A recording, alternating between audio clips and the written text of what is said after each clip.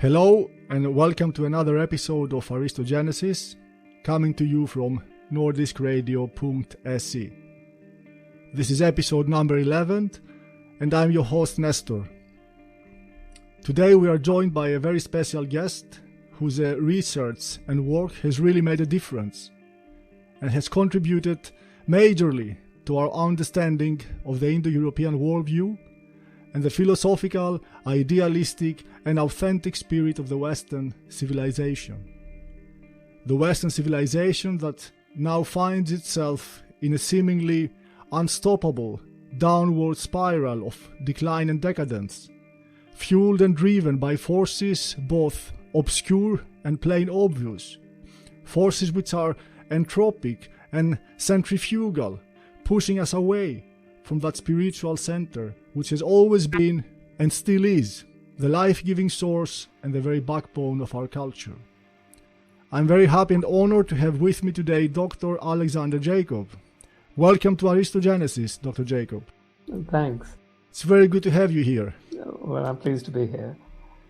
So for those of our listeners who are inquisitive, who are interested in European philosophy and Indo-European studies, and who enjoy a stimulating and enlightening reading, Dr. Jacob needs probably no introduction. I suppose sometime in your life you may have come across one of Dr. Jacob's books, his lectures, or one of the countless articles he has written, or the books he has edited. For those of you who haven't, and I guess those would be our younger listeners, allow me to make a small presentation of our guest today. So Dr. Alexander Jacob is a philosopher, a political philosopher specifically, a scholar with a long career in academia, a very productive writer who has authored several books and articles, and some of these books are nowadays considered classical, of great importance. She's also a skillful musician, a pianist with a special preference to Wagner's divine music. His university degrees are in English literature and French studies, in music, where he got his pianoforte diploma in one of the greatest music schools, the Trinity College of Music in the University of London, and of course his PhD in History of Ideas from the Pennsylvania State University. And after this quite impressive collection of degrees, he continued his career in academia, mostly in the University of Toronto in Canada, in the departments of philosophy, religious studies, philosophy of science and political science. Dr. Jacob's most famous books deal with subjects of Indo-European cosmology, metaphysics and political philosophy, among other things, and I will just read some of the titles, which will help our listeners get an idea of where his interest and expertise lie. Essays on Indo-European mythology and religion, The Origins of Indo-European Religion, Atman, a reconstruction of the solar cosmology of the Indo-Europeans, Nobilitas, a study of European aristocratic philosophy from ancient Greece to the early 20th century, Richard Wagner on tragedy, Christianity and the state, and De Naturae Natura, a study of idealistic conceptions of nature and the unconscious. Dr. Jacob has also translated and edited thinkers like Henry Moore, Gottfried Feder, Houston Stewart Chamberlain, Alfred Rosenberg, Edgar Jung, Eugen Düring, and with interest in thinkers like Julius Evola and Giovanni Gentile, the philosopher of Mussolini's fascist movement, and many more. He has also recorded music by Wagner and Tchaikovsky, where he plays the piano himself. And most importantly for my part, Dr. Jacob, you have not only been sitting behind an office writing books and articles. On the contrary, you have been on the front lines of the cultural war raging in our times for the salvation and the reawakening of the true and timeless spirit of the West. You have been unceasingly diligent in participating in conferences, forums, seminars, and interviews all over the world. And the issues you address in these meetings have always been essential, always in the very source of the problem, where you never hesitated to speak the truth and openly and bravely stand up for your ideas, regardless the cost. And I will just mention some titles of your seminars so that our listeners understand. Freud and Jung, The Social Implications of Modern Psychology, The Indo-European Spirit and the American World Order, The Aryan Christian Religion and Politics of Richard Wagner, The Significance of Alfred Rosenberg in the Age of Jewish American Globalism, and Houston Stewart Chamberlain, The Foundations of the National Socialist State. And these are only some of them. Your fields of interest and expertise, Dr. Jacob, are so broad and significant that I wouldn't know where to start. We could have long discussions on each and every one of your books, your articles and your speeches, but I wouldn't know what to choose first. And nevertheless, Dr. Jacob is of Indian origin, and both his studies and personal perspective make him very competent and qualified to help us understand the Indo-European philosophical and religious worldview, seen both from the Western and the Indian perspective. And the Indo-European worldview will be the central subject of this first interview with Dr. Jacob. But before we go there, I would like to start with your career and your life, if that's all right, Dr. Jacob. Yes, that is, yeah. I hope I wasn't very tiring with my long intro, but I felt necessary to introduce you correctly. So, Dr. Jacob, you're a scholar, an intellectual, and a philosopher. What were your first stimulations? What aroused your interest in studying in your younger years? And which authors or books influenced you in the beginning? Oh, well, I suppose I began to be interested in Indian philosophy when I was in England doing my master's on John Milton, actually. I did Milton and his attitude to knowledge, the obscurantism of the Bible that he repeats in Paradise Lost and Regained and so on. And so when I read into that biblical view, I noticed how different it was from the Indian. And when I went back to India, I started studying Indian philosophy more seriously. I learned Sanskrit and read a lot of Shankara and so on, the philosopher, the Upanishads. And so I became, extremely interested in the Indo-European philosophy and religion at its source.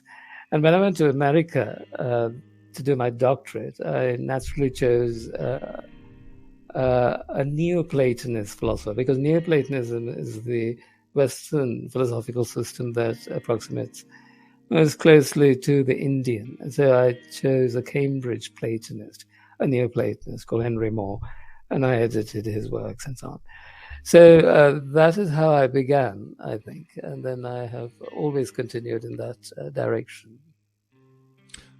It's interesting you say that, because I was thinking we are going to use the ideas of Plato as a method of comparison to the Vedic wisdom later in the interview.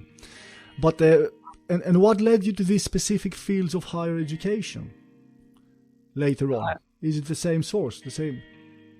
What do you mean? Why did I do my doctorate? Yes. On this specific subject.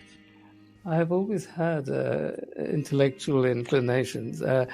When I went back to India, I worked for a year in a bank and found it deadly dull.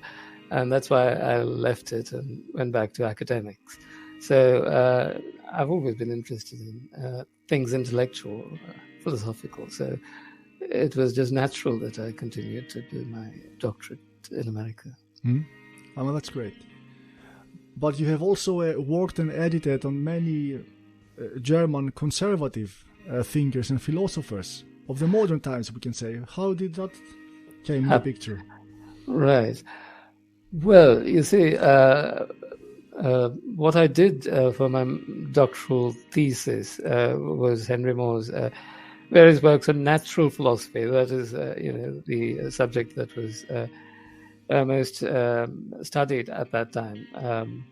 And Henry More is one of the most important of the Cambridge Platonists, and one of the most thoroughgoing Neoplatonic of philosophers. And so I did my thesis on 17th century Neoplatonism. And then when I went to Toronto, I continued to expand my researches into natural philosophy by studying all the German natural philosophers of the 18th and 19th centuries. And, when you do that, you realize that they come very close to the worldview of National Socialism itself, because they all discuss race, spiritual capacity of the different races, and so on and so forth. And it leads naturally into politics. So the philosophy of the late 19th century and early 20th century, the political philosophy, both natural and political at the same time. It's based on philosophical understanding. So this is what makes the Third Reich so extraordinary. It's a unique phenomenon because it is a philosophical. There's been nothing like it. The Italian fascist is also a philosophical to a certain degree, but it did not achieve so much prominence as the Third Reich did. So these are both philosophical, political phenomena. And so, that was how I naturally moved from natural philosophy to political philosophy. But political philosophy of this sort, of the German conservative thinkers, and later on the Italian as well.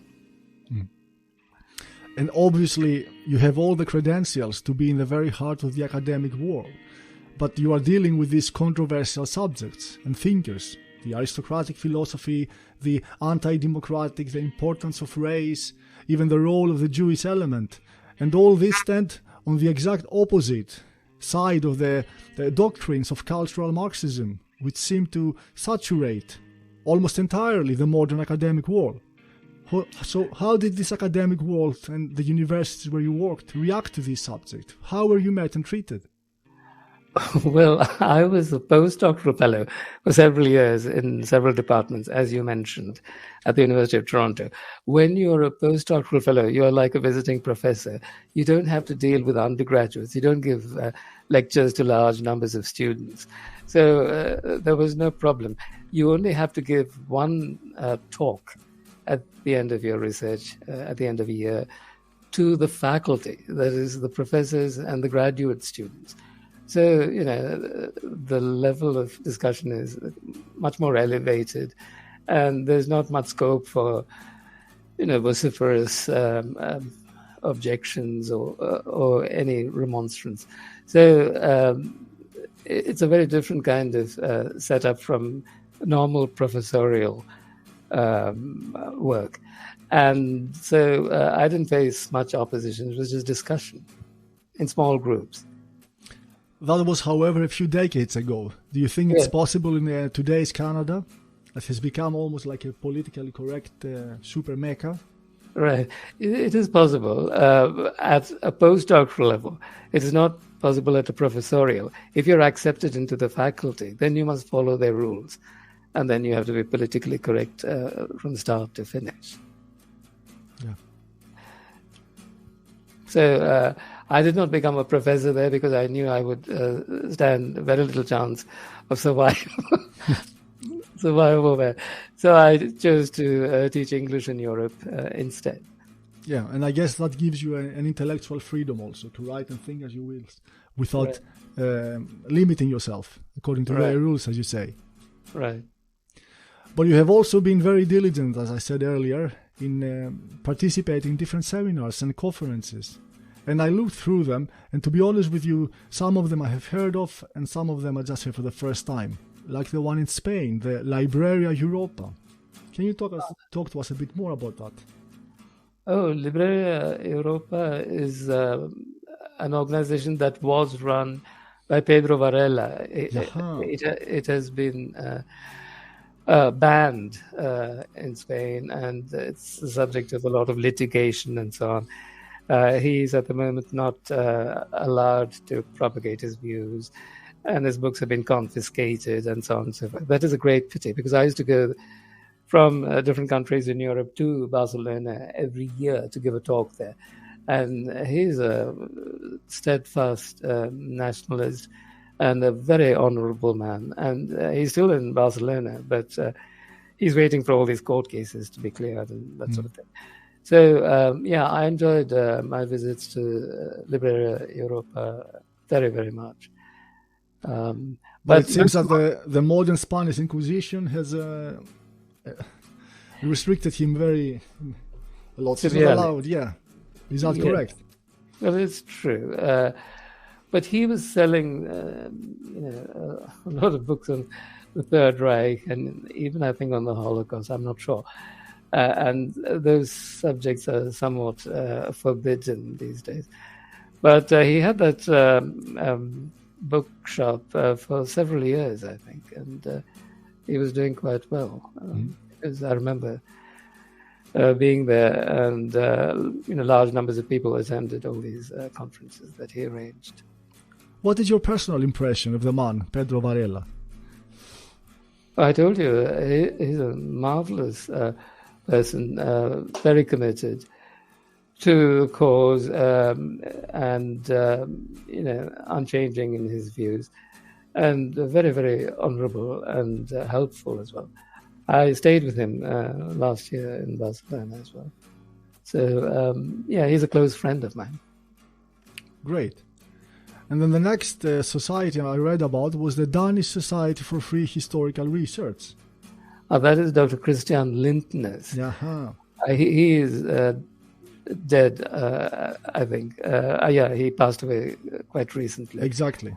And he was actually a guest to one of our podcasts here in the Nordic Radio, just before his death. Shortly. Yes. He was also a very, very good friend, very supportive and so on. And he always supported my work and invited me to conferences and so on. And I was at that conference in 2011, I think. I was in touch with him after that also, but unfortunately he's no more. I know his son there. Yeah, I heard also that his son is almost continuing his work in the best way possible. Yeah, well, I met Dr. Lindner at Ant Sindel's. He was in Canada. So he achieved some kind of reputation for denying the Holocaust or something. And he landed in many controversies, and then he was arrested and sent to Germany. And then the last few years or months or something of his life he spent in Germany itself, in his hometown. And he too is dead now.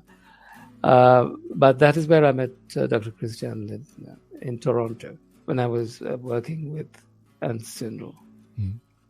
Were there any other interesting personalities in these conferences that you may have a memory of? At Dr. Lindner's conference, there were many. There was David Duke, and there was Professor MacDonald, and Dr. Sunich, and so on. So there are many famous people there. What is your impression of these personalities that you met them personally? Well, Professor MacDonald and Dr. Sunich are somewhat similar. I think they work together in America also.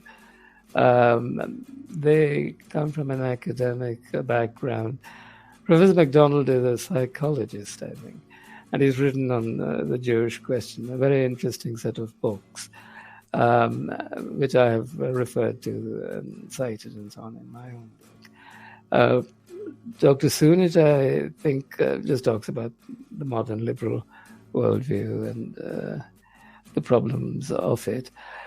David Duke is very different. He is an activist, I think, and he moved to Europe, where I met him in Moscow. And he deals quite extensively with the Jewish question, I think. But his radio broadcasts are quite interesting. I knew. Yeah, and his books as well. And if I remember well, David Duke was among the first who took up this question about the Jewish influence in the White House through the internet. So he was loading up this mass of information. Right. It was in the early 90s, I remember, or maybe a bit later. So he was a pioneer, and from that perspective. Right. I think he's back in America now, is he? Or I'm not sure. I don't know. Yeah. But I think one can't do very much in America because that entire country is colonized. It's hopeless. What about the London Forum? Another conference where you participated a few times. Oh, that's a group that is organized by a couple of friends of mine in England. And I met them actually at Dr. Lindner's conference first in Denmark. And they invited me to give the initial talks there, actually, when they first started. And it's just a nationalist grouping. And that also, I think, has closed down now for various reasons. So, all these are small groups, and they don't last very long either, because they don't have funding and support and that sort of thing, And of course, they are being almost hunted by the authorities, so I'm not surprised. Right. If you become public in any way as an organization, then you're immediately targeted, I think. I read later on. Now I'm not sure. I will read it in Portuguese, the Brazilian language here. The Encontro Internazionale Evoliano in Sao Paulo. Is this a center of research for the works of Evola? Do I understand right? Right. It's a center that's devoted to the propagation of his works, and they had a conference there that was attended by Alexander Dugin and Alain Soral and me. So the three of us gave talks at that conference. I just happened to be in Brazil at that time, and so I was happy to participate in it. I'm surprised and a little bit sad, to be honest with you, that such a center of research is only found in South America and not in Europe.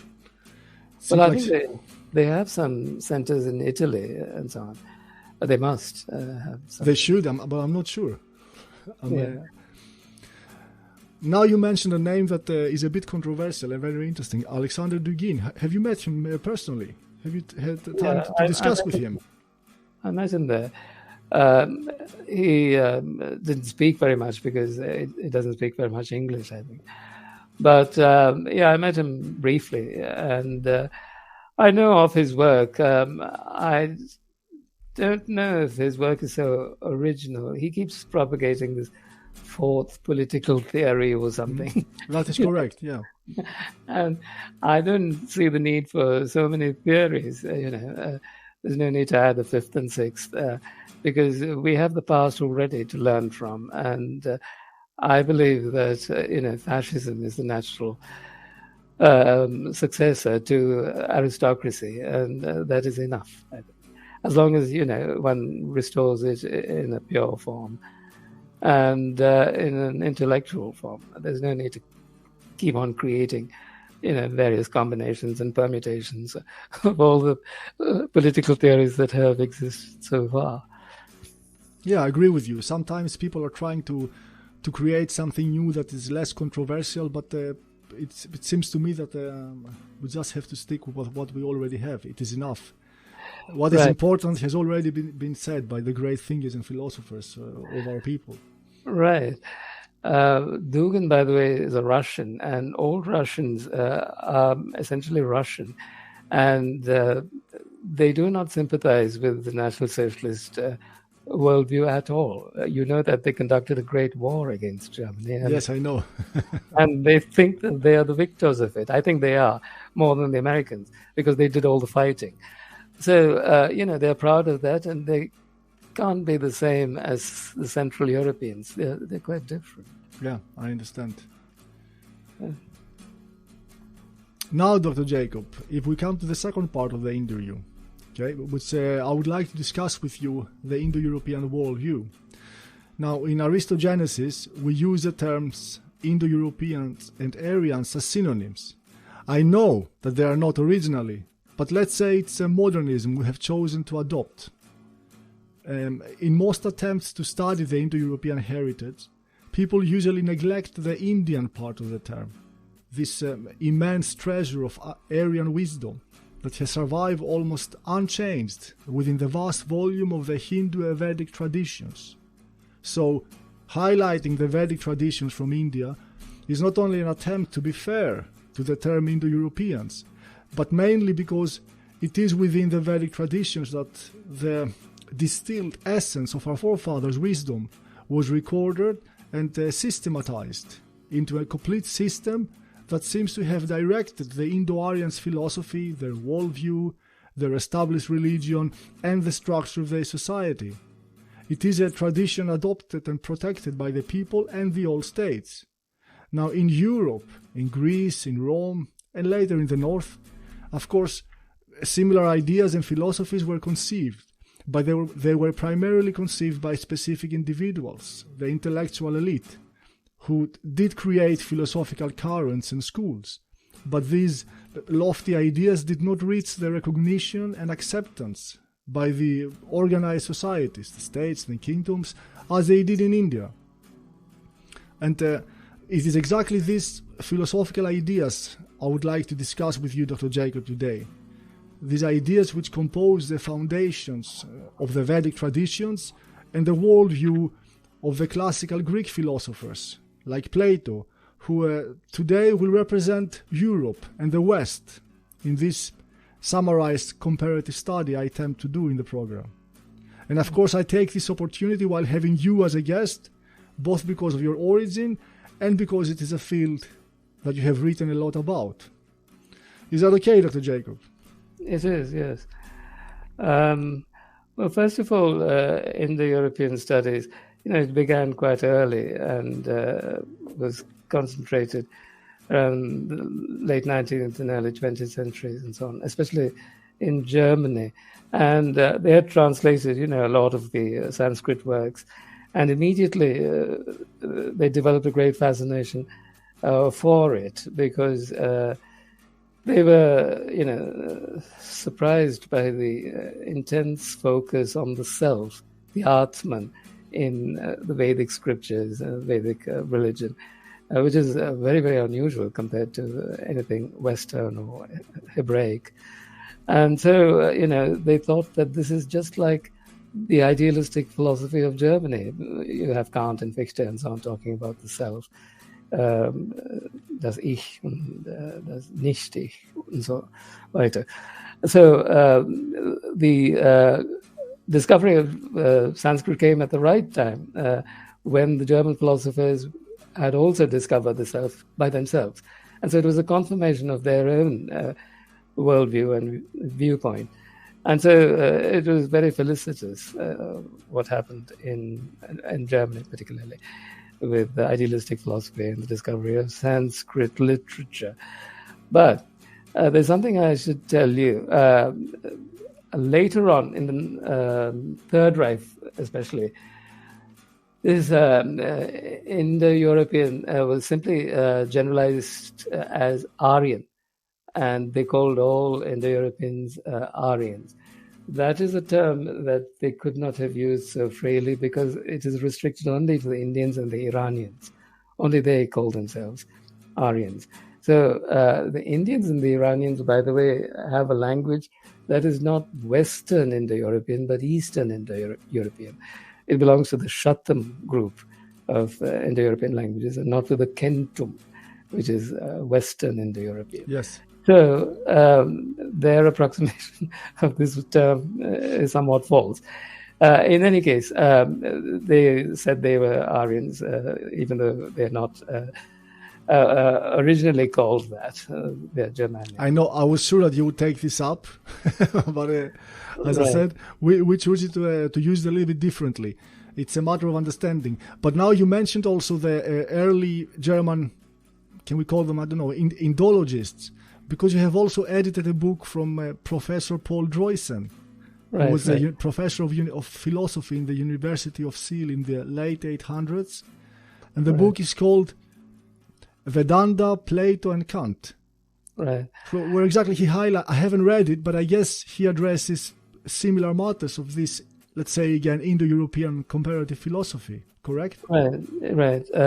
He points out that ever since Kant, it's no longer possible to believe in empirical reality, and that all of these forms of space and time and causality which we utilize in our perception of the sense world are actually forms innate in the mind itself. And so from Kant, there can only be an idealistic view of the world, and that he sees as a confirmation of what the Vedas had already proclaimed thousands of years ago, and Plato had reiterated. Mm-hmm. So that is the thesis of that little booklet that he wrote. And I thought, should be translated because it's quite interesting. So I guess your German must be excellent also. Well, I mean, it's good enough for translation. I don't have much practice speaking it because I left Central Europe some time ago. But in any case, so as I said, the 19th century philosophers were very enthusiastic in their adoption of Indian philosophy, and they thought it was something that all Indo-Europeans must have originally felt. I am not so sure of this now. First of all, this language and this way of thought of the Vedas is Eastern Indo-European. You know that Sanskrit belongs to a group of languages that includes the Slavic. So the language that sounds most similar to Sanskrit is actually Russian. And Russia does not have any such tradition of Vedic philosophy or anything. Anyway, whatever it is, this is the source of the Vedic, language and literature. So let's start with this language anyway, which is, let's say, the linguistic vehicle of the Vedic traditions, and the Sanskrit language, and which is as a perfect and complete language that can express the full meaning of the Vedic sacred traditions, and as a foundation, as it was, of the Indo-European comparative linguistic studies, which is a science. And according to the Vedic traditions, the Sanskrit alphabet and its grammar were born at the creation and the manifestation of the world. And similarly, Plato speaks also of the divine origin of the language in his dialogue Philebus. And both claim that the languages, Sanskrit and Greek, are perfectly made. Their alphabet covers the whole spectrum of human sounds, and the grammar allows for a deep and accurate expression of abstract and complicated ideas. So what is your opinion on that, and how have the languages evolved, and in what extent can they express higher meanings and ideas in their modern form? I was going to explain that in greater detail, actually. As I was saying, Sanskrit is a language developed out of the Slavic source, out of a nursery of Slavic languages. But it is not the same as Russian. Russian sounds like Sanskrit, but it is not refined. Sanskritam means that which is well written, well expressed, so that which is refined. So it is an artificial language, and a language that was devised only for sacred purposes. So every syllable, every accent has a great divine significance. Everything has to be pronounced properly, and klar und deutlich, and so on. So it is a language that is used almost scientifically for religious purposes, and only for that. So it is like nothing else that we have. Perhaps Latin comes closest, but I'll come to Latin later. So this is this artificial language that was developed, and I don't think it was developed in Russia or the Ukraine or wherever the original Aryans were. It seems to have been developed farther south, because our Vedic tradition, which is the fire, worshipping tradition is first attested in Bactria. Bactria is actually in northern Afghanistan. And Sankhya, which is another important school of philosophy, is also located in Bactria. So the Vedic tradition starts farther south. It is an extension of Iran. It comes from Iran. In Iran, it's just next to Mesopotamia. And the first written evidence of Sanskrit is in the 14th century BC or something, in northern Syria, among the Mitanni rulers. The Mitanni are the Medes. We call them Medes in ancient nomination. And they are Indo-Aryans who are situated in northern Syria and eastern Anatolia, close to the Hittites. So the first evidence of Sanskrit, with all these references to Mitra, Varuna, Indra, Nasatya, and so on, is there, not in India, not even in Afghanistan. So it seems to have developed, in a more southerly location and spread from Turkey as far as India. So that is the origin of Sanskrit, which, as I said, seems to have had only a sacred purpose right from the start. When we go farther west from the Mitanni, who are Indo-Aryan, we come to the Hittites, and these are the first Western Indo-Europeans because they belong to the Kentum group. Mm-hmm. They say Ka for 100 rather than Sha. Yes. And the Hittites are in Anatolia, and that's around the 17th century BC or something. And you go a little farther west, you come to Crete and the Mycenaeans. And these are all almost contemporary. So now you see the language has already changed. And when it comes from Mycenaean Greek to Attic Greek and so on, it's changed very much. So there's hardly any resemblance anymore between Sanskrit and Greek. And by the way, we have 8 cases. It's an inflected language with 8 cases. It's the most elaborate of all the Indo-European languages. And Greek does not have so many cases. So there's no great similarity, actually, between Greek and Sanskrit. I don't know what the philosophers have said about the origins of the language. I know that the Romans had great reverence for Greek literature and philosophy because they themselves did not have so much of their own. And in southern Italy, for instance, there were lots of Greeks, and they depended on them for their art and their literature and so on. So I know that it had a great impact on Roman civilization, but I don't know much else about the antiquity of the Greek language and its spread. But Dr. Jacob, the similarities between the Indo-European language are, if I understand correct, are mostly in the roots of the words. Many words share the same roots and thus a similar meaning. More there than the grammar itself. The grammar also, but there's also inflection and the number of cases that all these languages have. You'll find that the number of cases reduces as it goes west. It becomes more modern and it drops all the case endings and so on. So obviously it starts from a Sanskritic base, and that is actually a Slavic base. But it's developed, as I said, in more southern location, and then it spreads that way to Europe. Okay, let's see. Our next question. One of the most important messages of the Vedic and the Greek philosophy is that the God of creation lies within the person, and that the individual is, in latent form, the God himself. That there is no need to seek God outside the self, in the skies, or in other foreign gods. Where, for example, in the Semitic religions, mainly Judaism and Islam, the patriarchal God is distant, abides in the heavens, and there doesn't seem to be an equivalent metaphysical concept of the God within a man.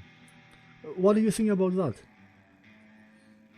Well, I mean, the entire focus of Vedic and Upanishadic philosophy is on the self, the Atman, as the Brahman, which is the supreme consciousness of the cosmos and so on. So that is typical most of Upanishadic philosophy and of Vedic. It is not so typical of the Greek.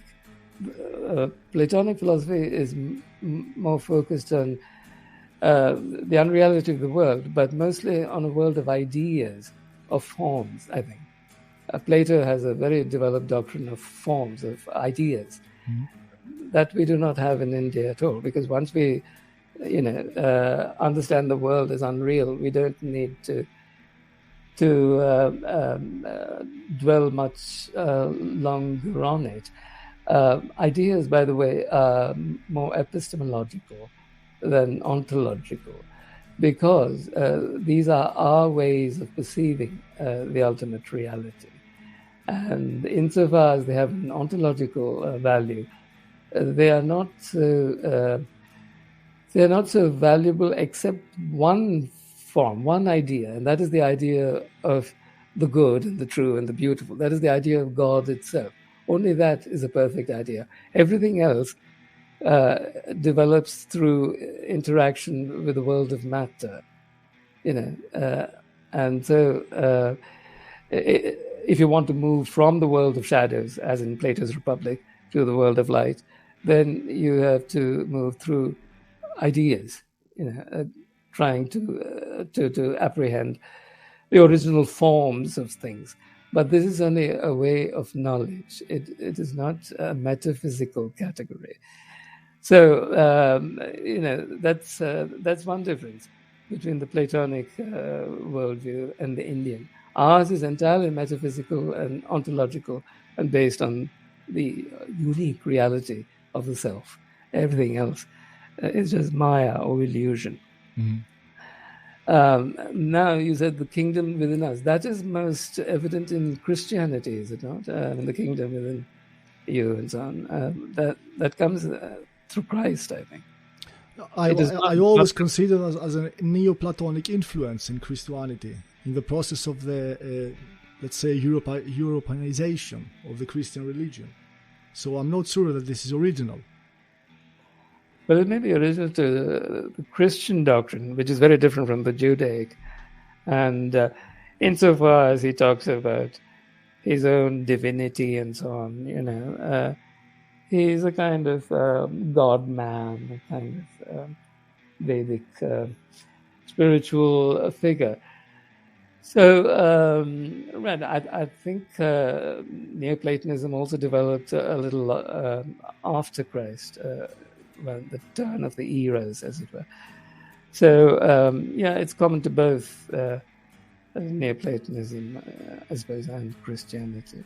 But it had to wait until then to develop. It seems to me that without the influence of, let's say, the later Neoplatonic philosophers, that Christianity would probably stay on the same level of the Old Testament. Don't know if you have any thoughts about that. Well, it's possible. I know that the Cambridge Platonists that I specialized in were all very Neoplatonic and used Plotinus and so on to support their interpretation of Christianity, but of course they are from the 17th century. But even earlier, there's a lot of original Christian doctrine that is very elevating in a sort of mystical tradition, I think. In any case, the two go together to form something that informs all of early Western civilization. You mentioned earlier the idea of Brahman as the supreme consciousness of the universe. And I'm trying to find and see if there's something equivalent to the Platonic idea of the eternal soul, where, according to Plato, the world is created by a timeless and absolute creative a principle which awakes, expands, and finally manifests itself in the creations which we conceive with our physical senses.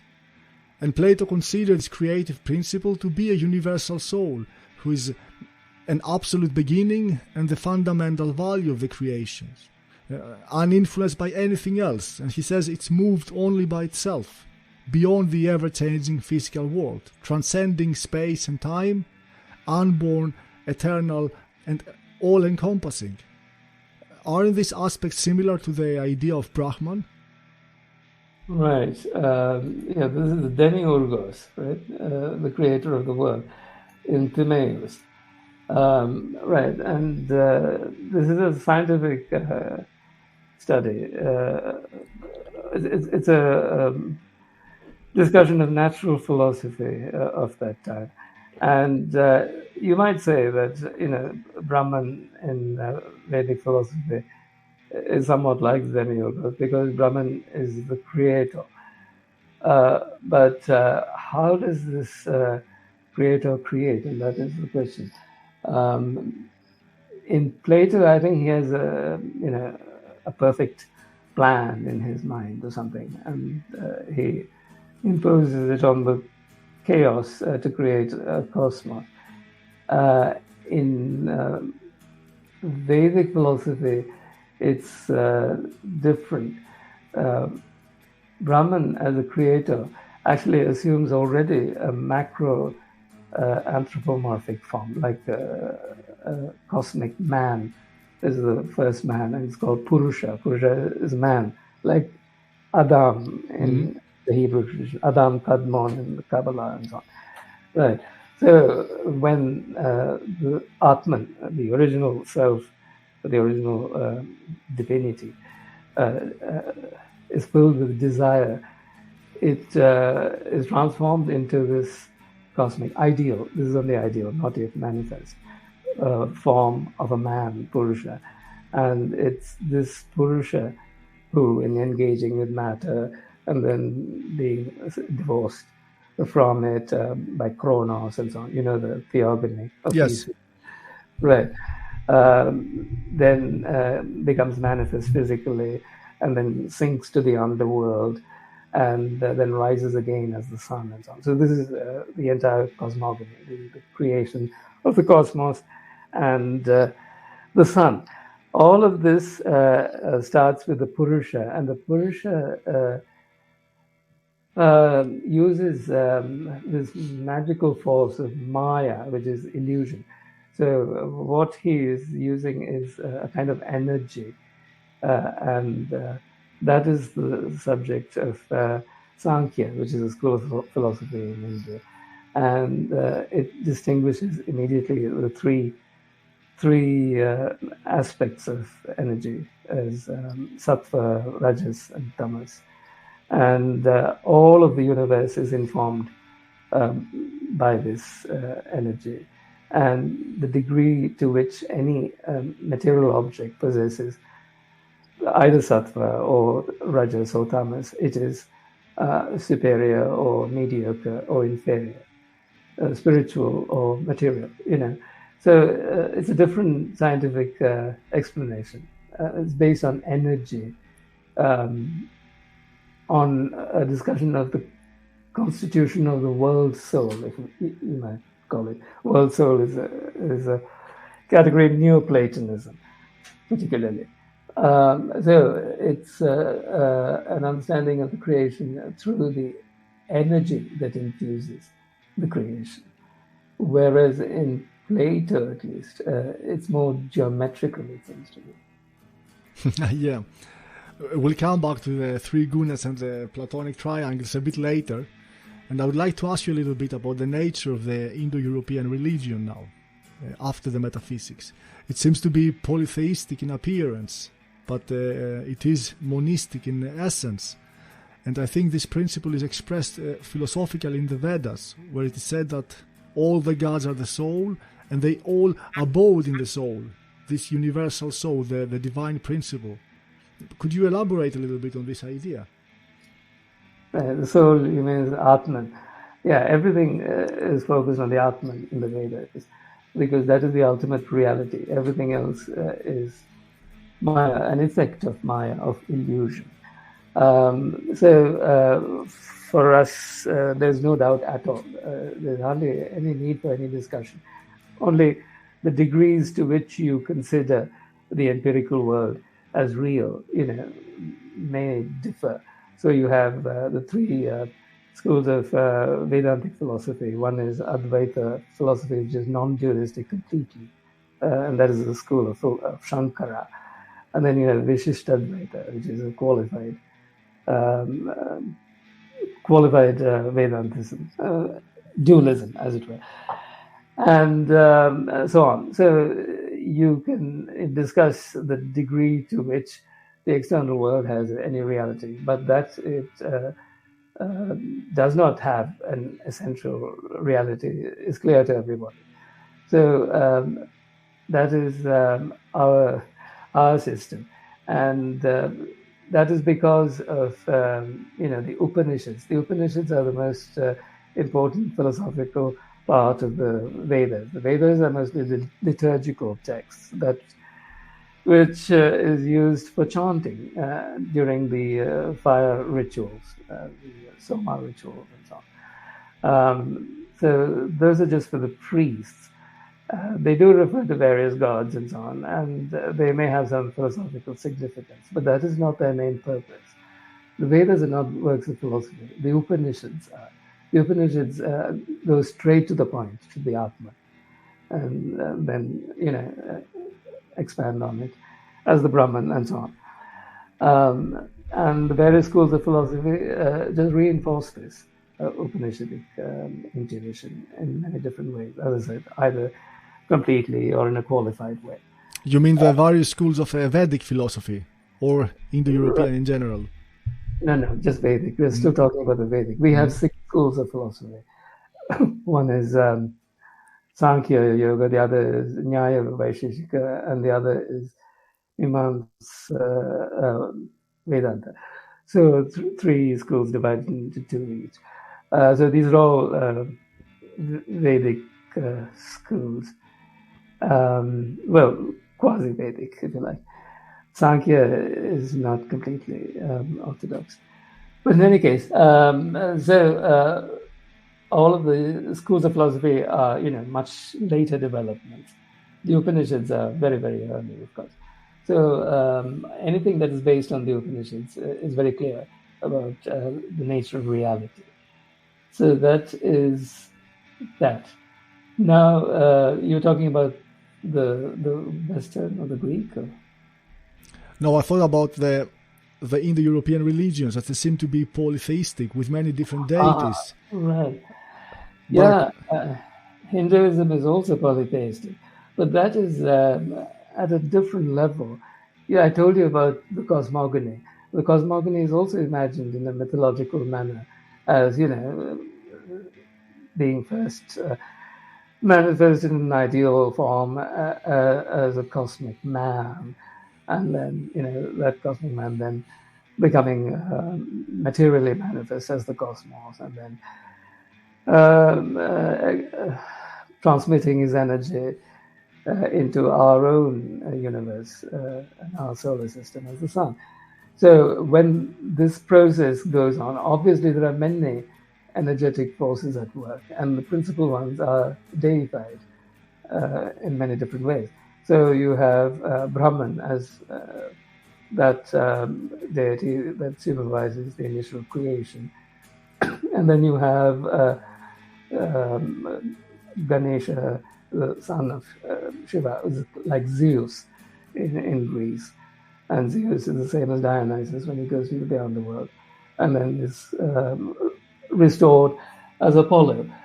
So when you're discussing the cosmos and you have so many important stages to discuss, then each of these acquires a certain dignity as a deity, and they're all worshipped. That's why you have so many gods.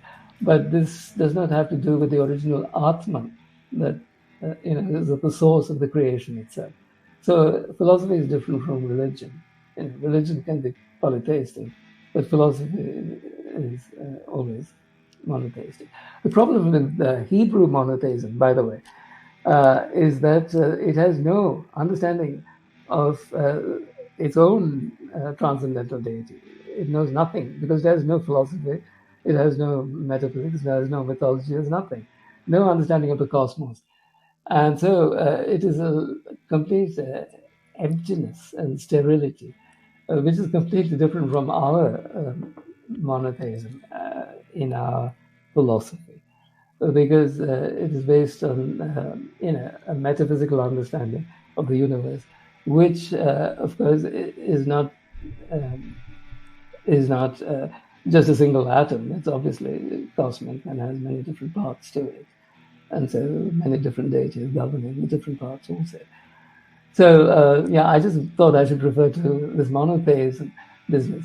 It is normally associated with Judaism, as some great discovery that the Jews have made. In fact, it's nothing. They've discovered nothing because they have no philosophical aptitude at all. So they have neither a metaphysical understanding of the deity, because you cannot even mention the God, you cannot write the name fully, and nor an understanding of the cosmos. In fact, they're completely opposed to a cosmological religion. If we take a short sidetrack now, how do you think this affects them, their mentality and their culture? Well, they have no culture, they have no capacity for it. They can only imitate the European culture that they have lived in for so many years. They can only imitate it if they are disciplined, or they can disintegrate it and dissipate it. And that is what they've been doing ever since they became free. They were emancipated in the 19th century and completely victorious after the Second World War. And now they rule the world, but they have nothing to offer to the world because they are actually completely sterile. So this is a peculiarity of the Hebrews, that they say they have all these great concepts, monotheism, this and that, but there's nothing in it. Their God is like emptiness, not the nirvana of the Buddhists who are all philosophical, coming to that conclusion that you cannot define it, but in the way of someone who will not discuss this deity at all because they're too afraid to do so. Yeah, and this kind of fear, I think it's spreading also sometimes in Christianity, to be honest with you. No, Christianity is different. It may be different as a doctrine, but it's the mentality of the people, this fear of the divinity. No, that is because the Jews are ruling all politics and society today. But Christianity is different because there you have the incarnation, and then you have an immanent deity, which is all very unlike anything in Judaism. So Christ himself is like the God, and people worship him. So this is completely different. I mean, Christ's doctrine is one of love and so on. And that is the desire that I told you about that impels the original formation of the Purusha. It's the fullness of the Atman that overflows into the cosmos, as it were. So, there are some similarities between Christianity and ancient Vedic philosophy or religion, but not between Christianity and Judaism at all. Dr. Jacob, let's say that this was a parenthesis. Let's close it now, because I would like to ask you about the principal Vedic gods, Vishnu, Brahma, and Shiva. And I wonder if you can help us interpret their meaning. Well, Shiva is the original deity. The supreme deity is Shiva. And he is the same as the Atman. And then, as I said, when he becomes a creator, he's called Brahman, and that is at the stage when the Atman expands and manifests itself as ideal light, as ideal consciousness, and so on. So that is Brahman. And then I told you this Brahman is is attacked by Zeus and so on, and then sinks to the underworld, and then rises again as the sun. And at that stage, when he is in the underworld, the force that recreates the sun is Vishnu. Yes. Okay, that was a bit short, but I know we can elaborate much more. But let's keep it there for now. Okay. You mentioned earlier these three principles and energies, the three gunas. They have always fascinated me, and I was trying to find something equivalent in European metaphysics. And in my understanding, it's of the Vedic teachings, or the Upanishads, if you be a little bit more specific. In the unmanifested nature, all the countless possibilities are already included, ready to come into existence, to materialize. And there are the three gunas, these three forces or energies, the three gods that govern everything in the creation, and they are fundamental qualities of the creations, which in their countless amalgamations, I don't know if it's the right term, manifest in countless way. And you mentioned the first one, sattva, which seems to stand for purity, knowledge, quality and creation. And then raja, which stands and represents action, energy, passion and sustainment. And then tamas, which represents ignorance, darkness, impurity and decay, like a threefold pillar of the world. Now in Europe, as you also said, we don't seem to have something directly equivalent, but maybe we can find it as the rule of three, the gods come in triads, the three destinies, the three graces and so on. Or as you said earlier, Plato's geometry, the triangles, these building blocks of creation, where Plato attempts to probably interpret the inequalities of these building blocks, metaphorically, as the reason that gives rise to the countless forms and eternal changing of the manifested world. Or maybe we can see the three gunas indirectly in European traditions as the mysterious will of the gods, destiny, who act upon the world and force men to act and react to forces they have no control over.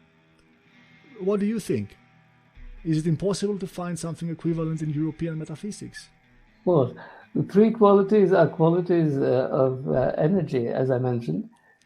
These are part of the world soul. The whole cosmos is informed by these three qualities, three forms of energy, and they will always be present everywhere. And so it's just an explanation of the physical form of the world, and they're not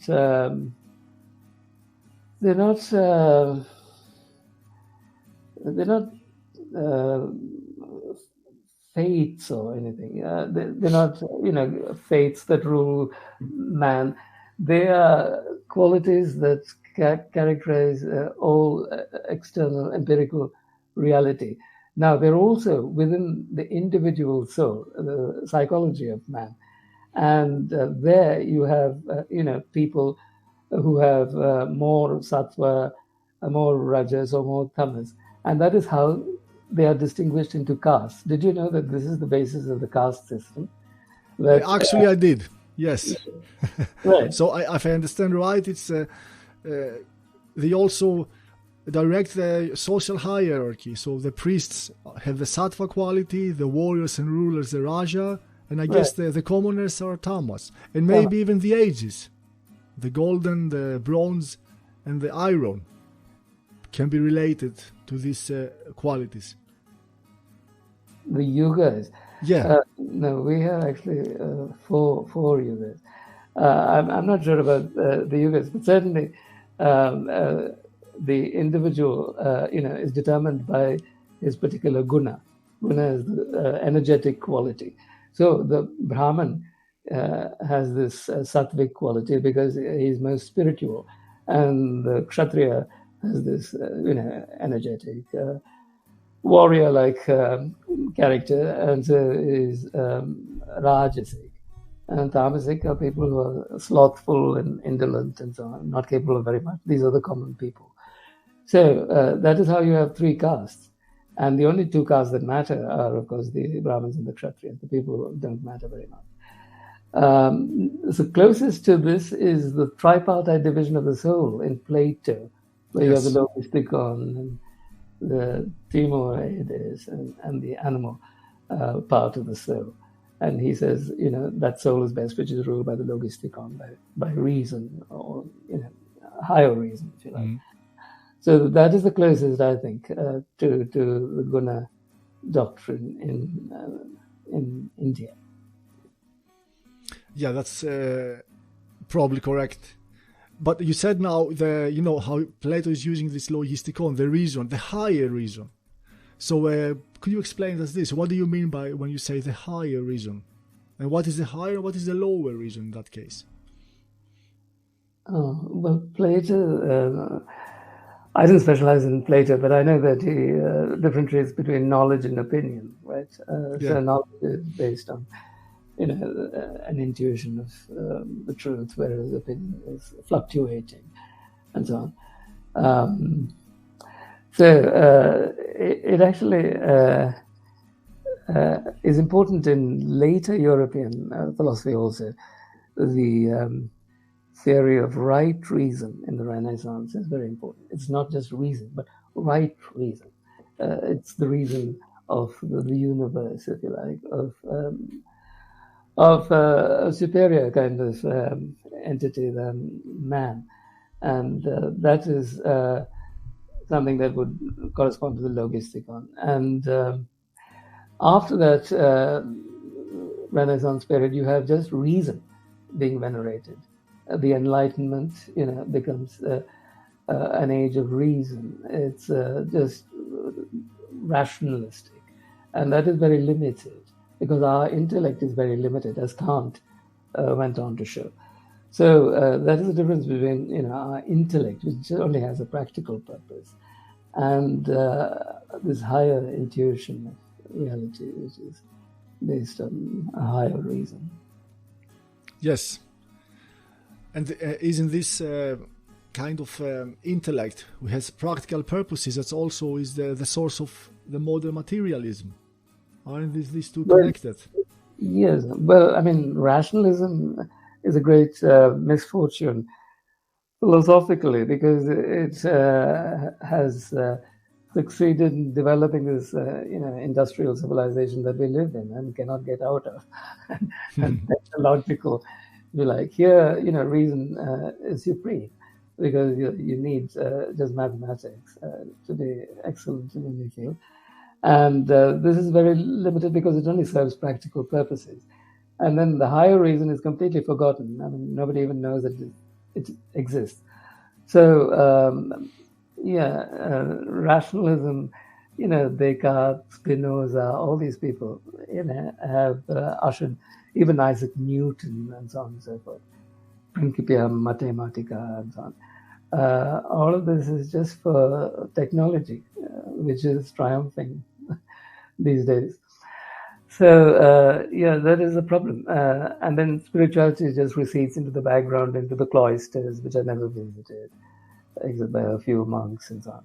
And, the real world gets hidden in the background.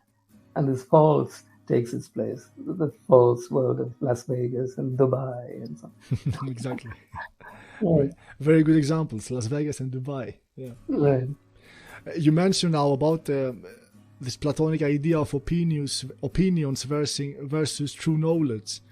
And in the Platonic philosophy, there is this idea that true knowledge is stable, changeless, and incorruptible, where opinions and beliefs are products of the shifting and changing world, the empirical world, the world of experience, like temporary products of our physical senses and analytical intellect, as you said. Is this similar to the idea of the Maya and illusion in the Vedic traditions? Maya, as I said, is only an explanation of the physical world and its unreality. It goes with this doctrine of the Gunas. That is the constitution of Maya, actually, of Prakriti, which is nature. That is all an explanation of nature. So it's part of natural philosophy. Now, when it comes to epistemology, we also differentiate between just knowledge and ignorance. So it's gnosis. There is a religious movement in the Levant called the Gnostic, right? Yes. They use the same word as we. We also call it knowledge as real understanding, and the opposite is ignorance, avidya, vidya and avidya. And so the aim of all Vedantic philosophy and so on is to move from ignorance to knowledge. And of course, they are very clear that all of this empirical knowledge is ignorance. Okay, yes, exactly.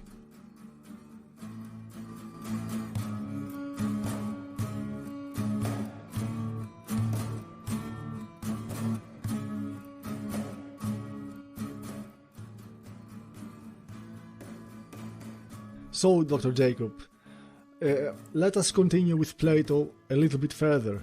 Now, I know you said that you are not an expert, but I think you are just being modest.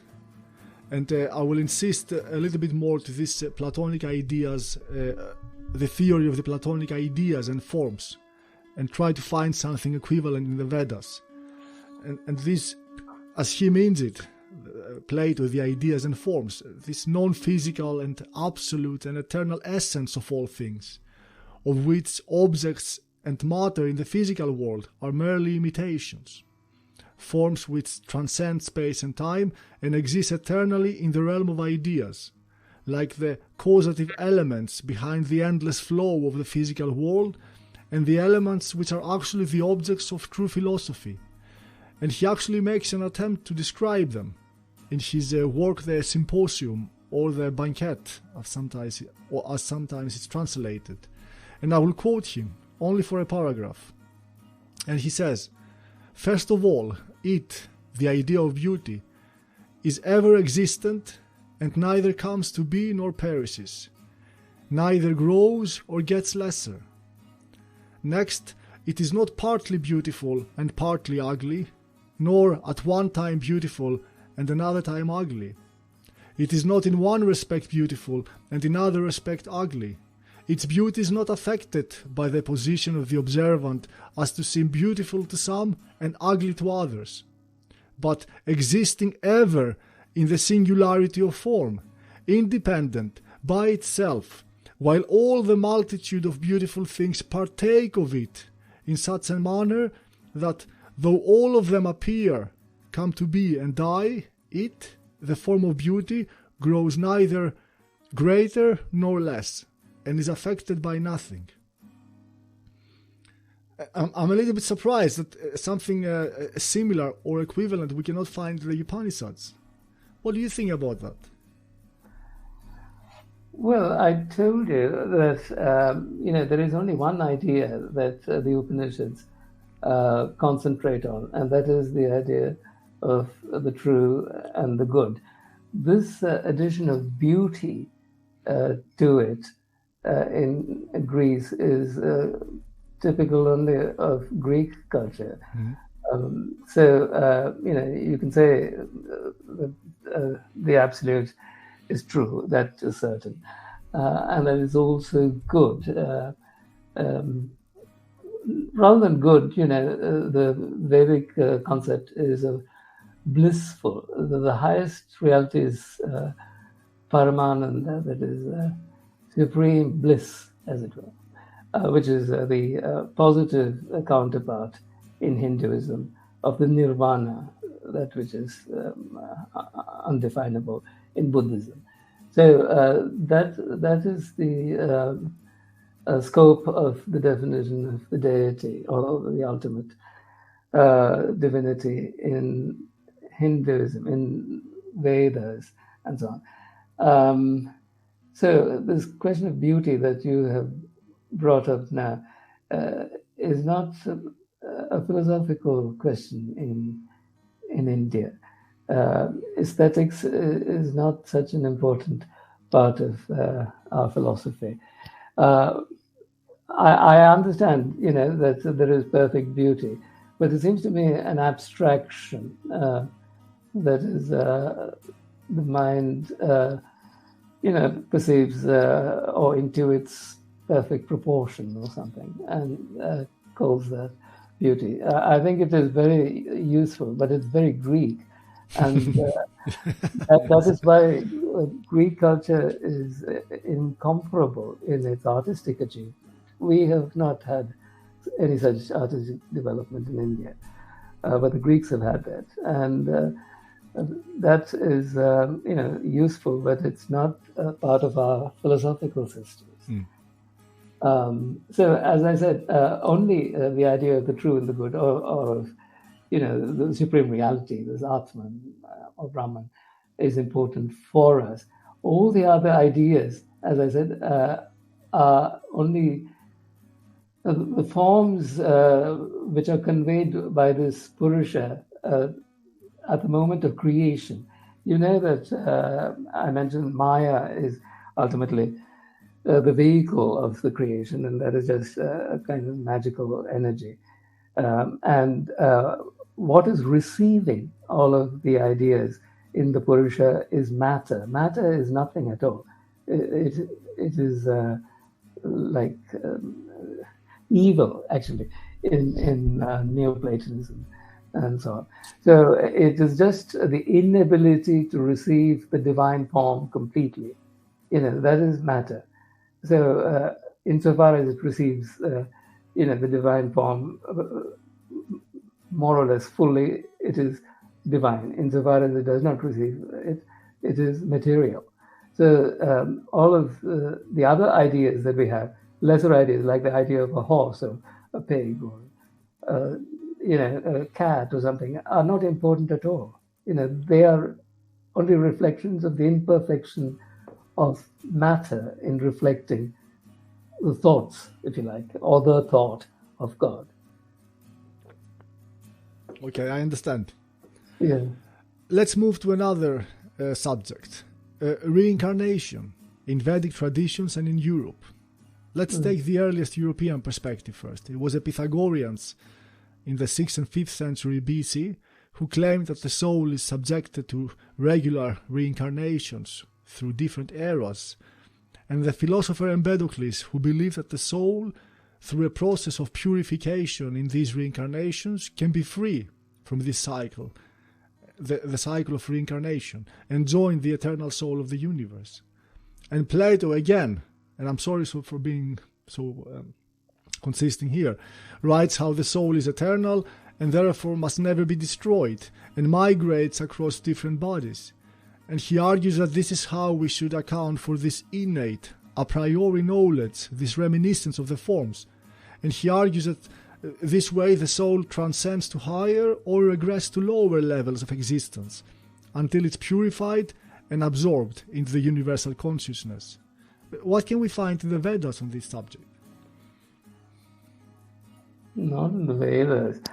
The theory of transmigration of souls is perpetual in Indian thought because it's energy, and energy is never lost. And so, we go through many transformations from life to life. This is a very ancient knowledge among the Indians, and it's never questioned. Empedocles has that, of course. Plato, again, moves to this question of forms, which interests him very much. And he says, that people are born with innate ideas. I don't know that we have innate ideas of triangles or squares or anything. I learned all of that in school, and we don't have innate ideas of anything. We learn everything, and certainly not from our previous lives. In fact, I cannot remember my previous life at all. Can you? No, I can't. But I'm not sure this is the point. I think he speaks of the reminiscence of something a truth that lies within us. Regardless, it must be seen and understood and remembered somehow. No, even the word truth in Greek is aletheia, which means the removal of forgetfulness, that something is forgotten. I think. But no, anyway, we we don't don't have to continue with Plato. Let's see with the idea of reincarnation in the Hindu tradition. I would like to hear you speak a little bit more about that. Right. Okay, I was just going to say something. I've forgotten. Okay. Reincarnation. Oh, yes. I was going to say about this theory of innate ideas. It is revived quite recently by the Jewish linguist and social activist called Noam Chomsky. I suppose you know the name. Yeah, he's very famous and infamous. Yeah, he also bases his linguistics on the doctrine that people have grammatical structures innate in them. That is how children are able to learn. I don't think children learn grammar at all. In fact, they don't know anything about grammar. They don't know the difference between subject, object, a transitive verb, intransitive verb, Yes. nothing. They just imitate, as animals do. So I don't know how important innate ideas are. Now, reincarnation, well, yeah, it is part of our eschatology. Those people who are good are born in superior forms. Those who are sluggish in this life will be born in inferior forms, and so on. So it depends on your energetic constitution in this present life. So that is the basis. I told you of the caste distinction. It is also the basis of the forms of transmigration of souls. And how the idea of karma comes into the picture here. Karma is an action. By the way, all action, all atoms, in fact, are infused with rita, that is a kind of justice in them, in Indian thought. So the very constitution of the cosmos is legal, as it were. That is, the cosmos is not just a chaos of atoms randomly moving. They're all governed by a divine law. So every action has its proper reaction, and human actions also. So that is the theory of karma. If it is true of cosmic movement of atoms, it is certainly true of concentrated intellectual atoms within the human. Right. Okay, then let's move to our next question. And I would like to speak with you about the aphorisms and the dictums that are so common in the European Hellenic tradition. These very famous orders like know thyself, nothing in excess, or the Heraclitean war is the father of all, and so on. I suppose the sutras are similar in the Vedic traditions. Or am I using it's not the right term, sutras? But first of all, you have these aphorisms only because that's all you have, because your inheritance of antique literature is imperfect. When the Christians took over, they either destroyed much of the literature or it was not transmitted properly in the first place. So you don't have the complete works. You have just a few excerpts from Heraclitus or Empedocles and so on. These look like aphorisms because that's all you have. You don't have the sentences. Yeah, definitely. This applies for Heraclitus, but the other ones, know thyself and nothing in excess, I was of the idea that they were used actually specifically as aphorism. And this is where my question comes. Right. What do you think is the effect they may have? Yeah, Gnoti Seauton, that is a Delphic oracle or something. It is actually written over the entrance to the Apollo temple, yeah. Temple of Apollo. Right. That is a religious aphorism, if you like. And yeah, but as I said, I don't know that the doctrine of the self is so highly developed in ancient Greece. Perhaps there was in pre-Socratic thought, but most of pre-Socratic thought seems to be natural philosophical. That is, trying to find the original basis of the universe. Is it fire, or is it water, or air, and so on? It's more a discussion of natural philosophy, it seems to me, than metaphysics. So this concentration on the self is not so evident in ancient Greece. as it is in India. I have a theory or a thought that these aphorisms, now specifically these ones that were used originally as aphorisms, know thyself and nothing in excess, and there were many more that were actually used independently, that they maybe have a function like the mantras or the Zen koans have, that are not supposed to be like rationalized and analyzed. They're supposed to break this pattern of rational thought and target something deeper in the consciousness. Right. It must be part of a mystical tradition, like an Orphic tradition or something that preceded the Platonic. So it probably has to do with the Orphic mysteries of Anatolia and Crete and so on. It's the earliest religious systems of the Mediterranean. So I think it's not so Platonic. No, they're not restricted to Platonic. No, it was a tradition of the whole classical Hellenic culture, and older, of course, as you said.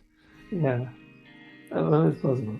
And there may have been, something similar to our kind of religious worship and our philosophical intuitions, but very little is known of them, except through the mysteries, the Orphic mysteries, and the Hermetic and so on.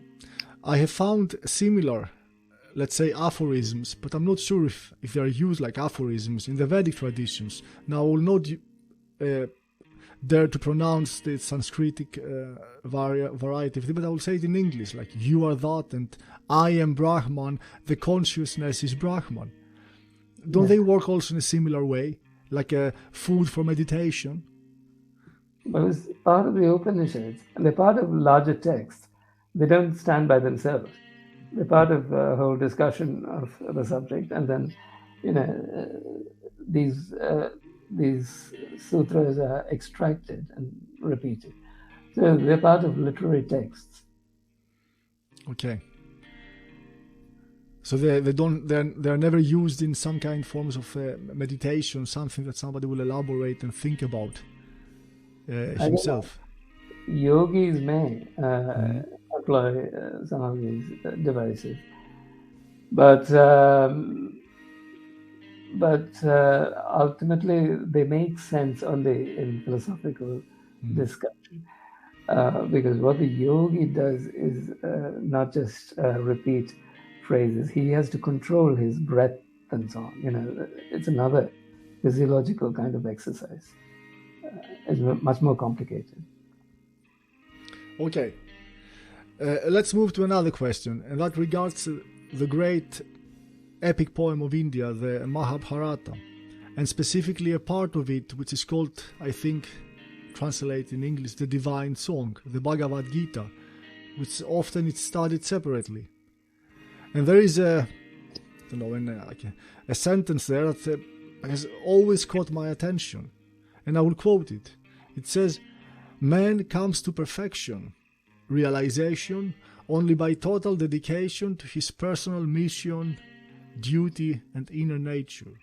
Man comes to perfection only by total dedication to his personal mission and duty."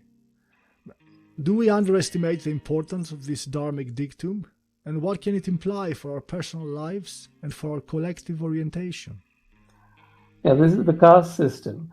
It's the basis of the caste system. I told you it's based on the different energetic qualities that different people possess. And so, if you're a Kshatriya, then you must fight and so on. That's the message of Krishna to Arjuna in the Gita. That's quite important, that you realize your character as far as possible. Now, this is also evident in the medieval ethos of Europe.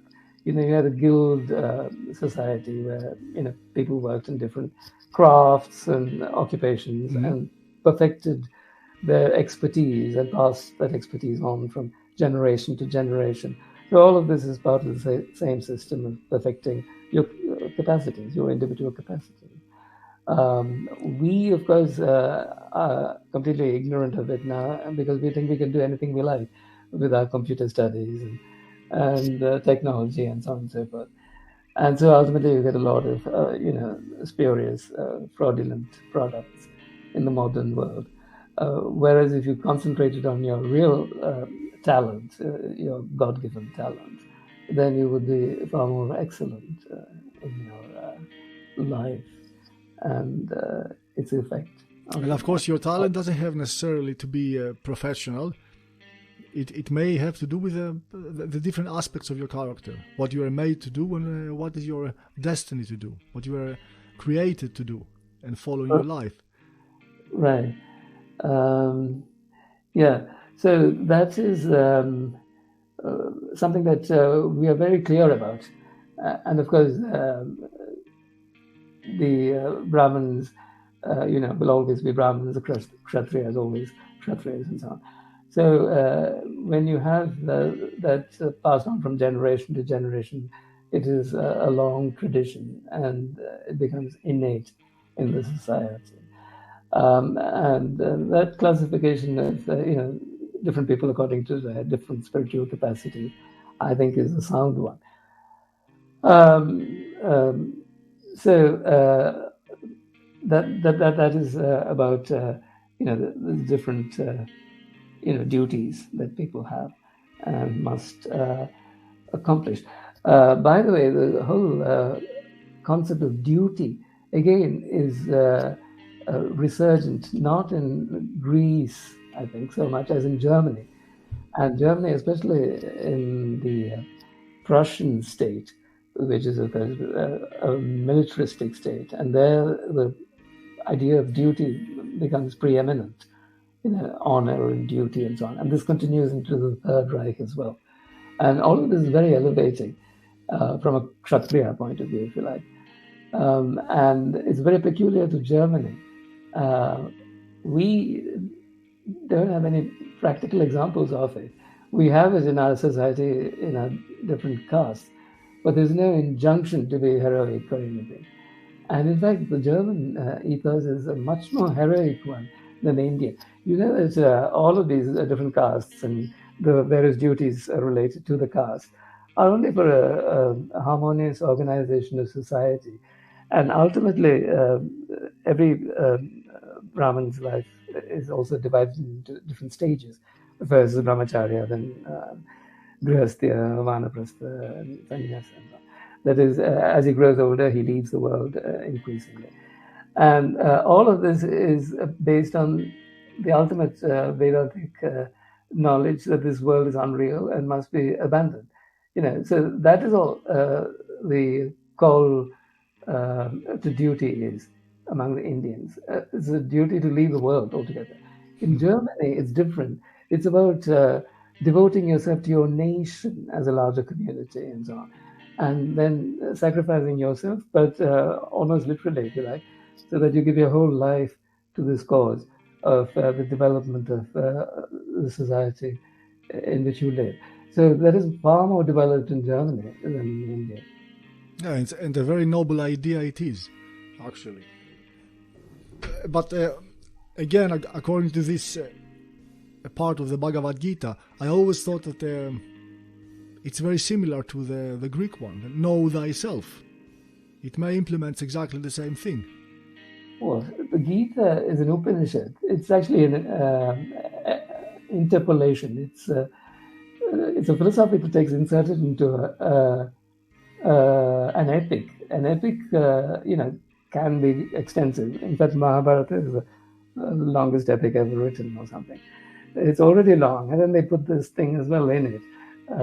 And it can be removed quite easily because it's an Upanishad. It's about yoga. Mm. And so, as I said, all of these things about knowing yourself and so on are part of the system. How, you have to go beyond the physical world, the empirical and so on, to the deity. And one particular aspect of this Gita is that it focuses on Bhakti Yoga, that is the yoga of faith, which is a late kind of development of Indian thought. And that's how you have the great veneration of Krishna who's the prime figure, protagonist in the Bhagavad Gita.